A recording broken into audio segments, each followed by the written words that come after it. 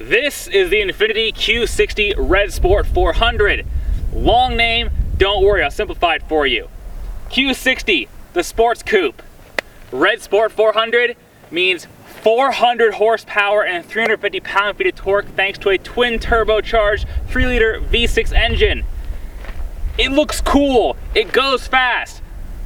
Let's jump into it.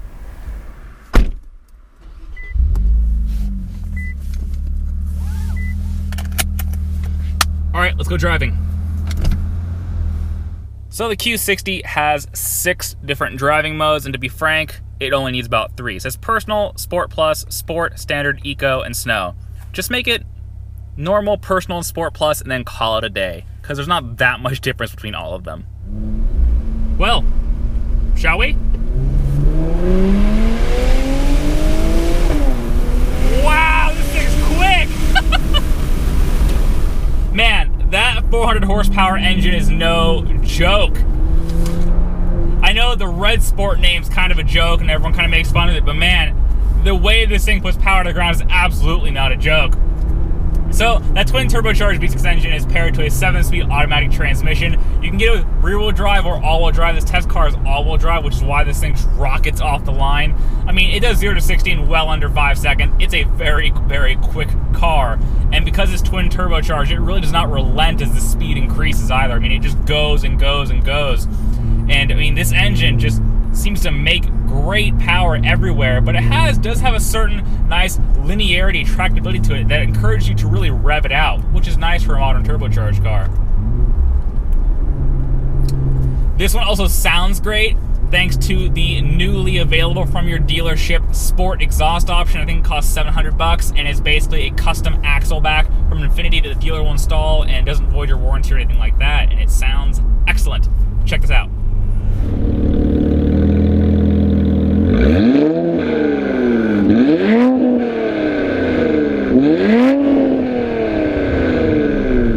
Alright, you back? Yeah, I know, it sounds really good, right? But there's more to a sports coupe than how it sounds. It has to drive well. And I think the Q60 has all the fundamentals in place.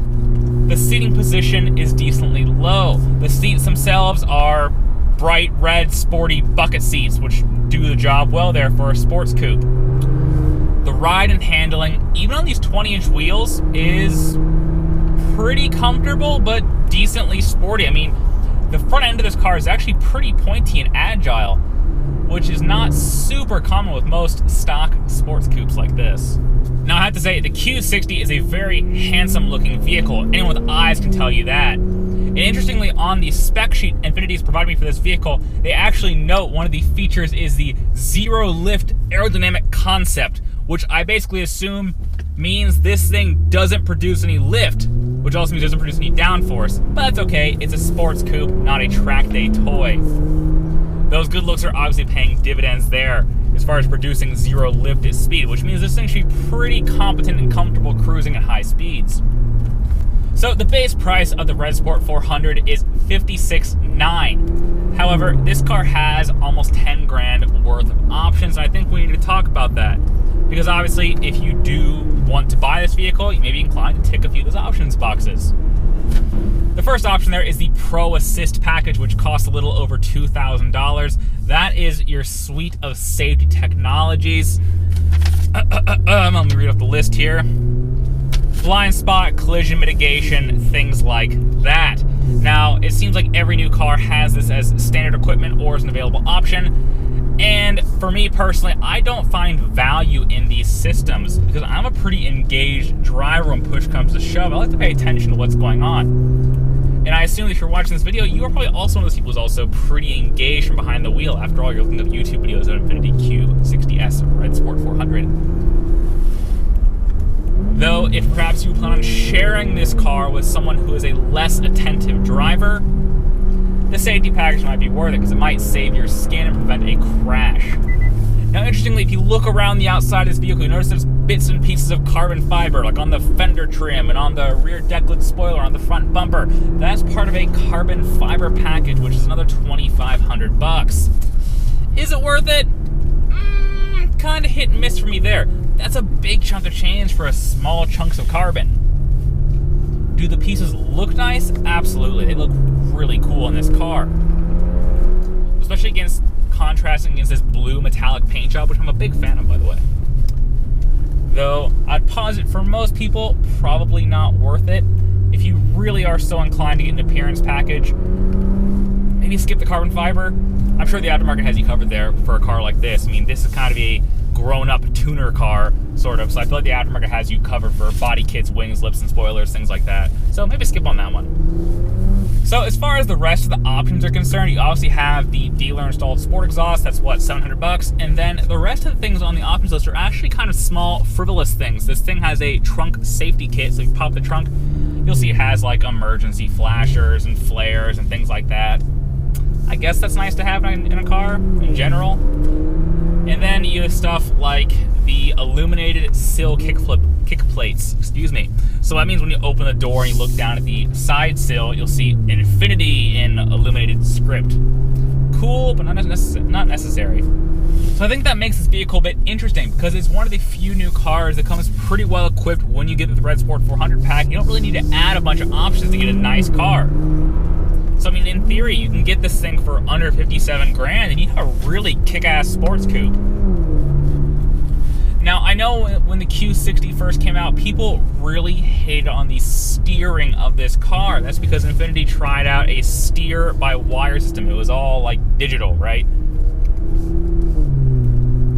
And now, correct me if I'm wrong, and I know the comments will correct me, that I drove this car a few years ago. I don't remember the steering being that bad in particular, and this car kind of seems the same. It's not super connected to the front wheels. It's no Mazda Miata, but it's not trying to be.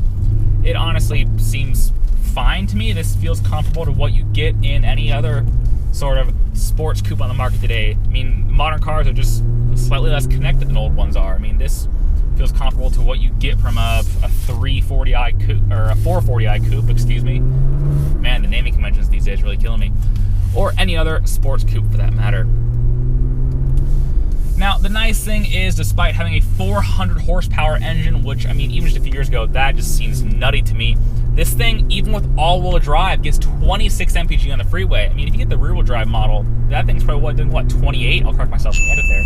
That's a really impressive package to me, that you can have an everyday 400 horsepower sports coupe with a pretty luxurious interior, somewhat usable back seats for the segment, and still, you know, get 28 mpg on the freeway.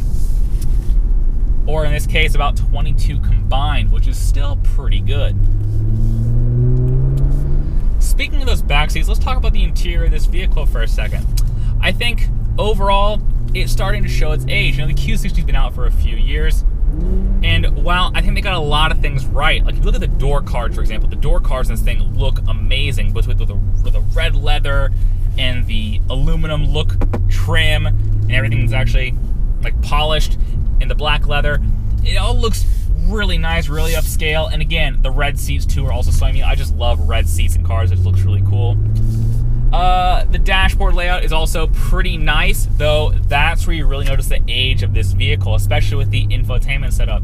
It has two screens like a lot of modern cars, but the top screen is just a nav screen, and it's very old looking, not very pretty. I'm sure it works just fine, but man, it does not look very nice. And the actual infotainment screen below it, which has all your apps and your controls for the radio, it's slow. And it's not clunky, it's just, it's slow and it's not very pretty to look at, especially compared to a lot of new cars today. I mean, if you get an Audi A5 or a BMW 440i or a Mercedes-Benz C-Class, I mean, they're just much, much nicer, right?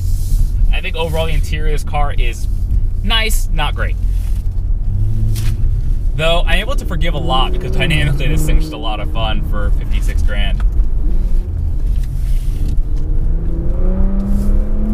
It really does sound good with that optional exhaust. If you're going to buy one of these, definitely look into the exhaust, whether it's the Infiniti Performance exhaust or just shoot anything from the aftermarket, because this thing sounds great when you open it up.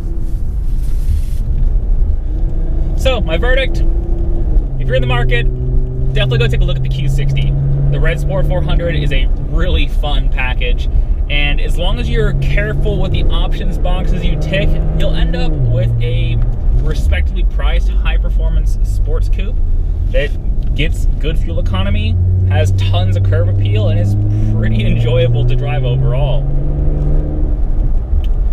And that's our review of the Infiniti Q60 Red Sport 400. Thank you very much for watching. Please do subscribe if you've not already, and please stay tuned for more videos where I go do more fun things with cars. Thank you very much. Goodbye.